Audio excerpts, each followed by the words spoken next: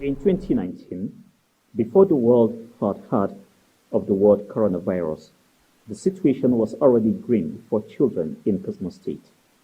More than 200,000 under 5 were suffering from acute malnutrition, and 1 million had their growth stunted because of the lack of food.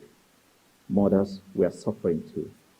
More than 70% had anemia, while 12% were acutely malnourished. To try and combat the problem, 70 centers for outpatients were set up across the state. But one of the major issues is a shortage of the therapeutic food used to treat the condition. Before the advent of COVID, in each center, a woman will come with her child.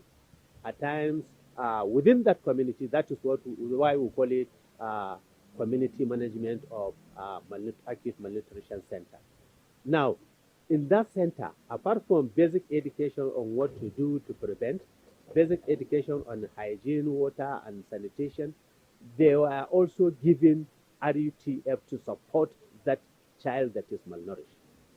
RUTF was recognized and still regarded as the only treatment for malnutrition, especially when it turns to fatal level. Doctors are now appealing for government to help prevent malnutrition, especially among infants. Advice is that there is supposed to be active, I'll call it active intervention from the various government levels, collaborating with the various NGOs. To ensure one, there is a lot of health education on the feedings of the young infants, so that we promote exclusive breastfeeding. We taught people how to use locally available diets to make some supplementary feeds. Medical professionals say mothers should be taught how to prepare nutritious meals using locally sourced produce.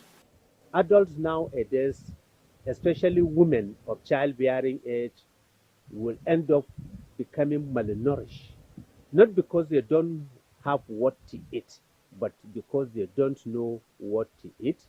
The poor child rearing habits, for instance, the use of non-exclusive breastfeed for the first 6 months, a significant referral. Quite a number of children will give goat milk, cow milk, water, and these are non-nutritional benefits to a child at less than 6 months. Then by the time the child gets to the age of 6 months, if your complementary feed are also predominantly made of carbohydrates, mostly around millet and the rest of it, also good. So, and like that. One of the major challenges is the lack of access to medical care. Many of the children suffering from severe acute malnutrition rarely see a doctor, putting them at risk of further serious health problems.